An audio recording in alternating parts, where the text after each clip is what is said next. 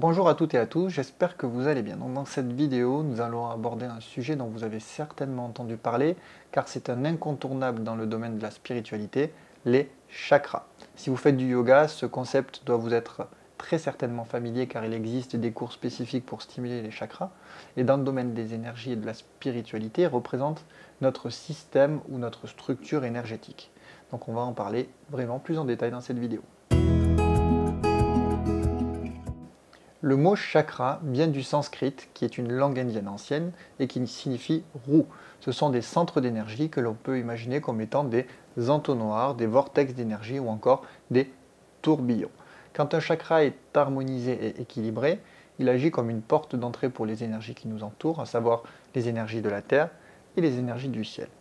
Et il laisse également sortir les énergies usées dont on n'a plus besoin. D'ailleurs, d'après les textes anciens, il existerait plusieurs milliers de chakras, et pour mieux comprendre tout ça, on a décidé de les découper en trois catégories, les chakras dits primaires, les chakras secondaires et les chakras tertiaires. Ils sont plus généralement appelés les chakras principaux. Il en existe 7 et forment une ligne droite le long de la colonne vertébrale, dont le premier est situé au niveau du périnée et le dernier au sommet du crâne. Cette ligne est aussi appelée la Kundalini, peut-être que ce terme ne vous est pas étranger. C'est un petit peu comme une échelle énergétique. Ce qui est super intéressant avec ces chakras, c'est qu'ils sont à la fois indépendants, mais qui sont également interconnectés entre eux. Et pour 5 d'entre eux, à savoir à partir du chakra sacré jusqu'au chakra du troisième œil, les énergies vibrent à la fois devant nous, mais également derrière nous. Pour la petite info, les chakras qui sont situés à l'avant sont ceux qui sont liés à nos sensations, et ceux qui sont situés à l'arrière sont plutôt associés à notre volonté. Et enfin, chaque chakra principal porte en lui une multitude de symboliques qui peuvent concerner à la fois le plan physique, le plan émotionnel, psychique ou même énergétique. Donc je vous préparerai une vidéo plus détaillée de chaque chakra pour que vous puissiez mieux les comprendre. Ces chakras sont liés à des parties spécifiques de notre corps, comme par exemple nos organes ou nos glandes. Certains se trouvent dans des endroits plus précis, comme la paume de la main, avec lesquels nous travaillons nous les magnétiseurs. Ça peut être aussi le pli des coudes, ça peut être nos genoux ou encore nos pieds. Ces chakras se trouvent sur ce que l'on appelle nos méridiens. Si vous connaissez un petit peu la médecine traditionnelle chinoise, vous avez sûrement entendu parler des méridiens.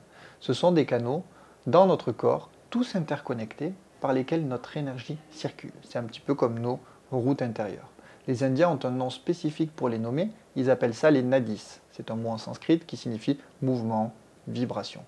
On entend dire qu'il existerait des dizaines de milliers de nadis, mais même si les sources existantes ne s'accordent pas toutes sur leur nombre exact, on s'intéresse en énergétique aux 3 nadis principaux qui relient nos 7 chakras primaires, que l'on appelle Ida, qui correspond à l'énergie lunaire, Pingala, qui véhicule l'énergie solaire, et Shushumna, le feu cosmique intérieur. Donc ce trio est très lié car Ida et Pingala s'entremêlent autour de la colonne vertébrale, là où se trouve Shushumna, qui lui la longe. Et un petit fait intéressant, les acupuncteurs, vous le savez peut-être déjà, travaillent directement sur ces méridiens. Voilà pour l'explication de ce que sont les différents chakras. Je trouve que c'est vraiment incroyable de se dire qu'il y a tant de points d'énergie dispersés un petit peu partout dans notre corps, et je voulais savoir ce que vous en pensez. Donc n'hésitez pas à me poser vos questions ou à réagir sur ce sujet en commentaire. Que vous soyez déjà un passionné d'énergie ou simplement curieux de ce domaine, je vous invite, si ce n'est pas encore fait, à vous abonner à la chaîne pour ne pas louper les prochaines vidéos. N'oubliez pas également de cliquer sur le petit pouce bleu sous la vidéo, ce qui m'encourage à vous produire du contenu. Et enfin, pour rappel, tout est énergie, l'entretenir c'est nous assurer une vie meilleure. Bon lâcher prise à tous.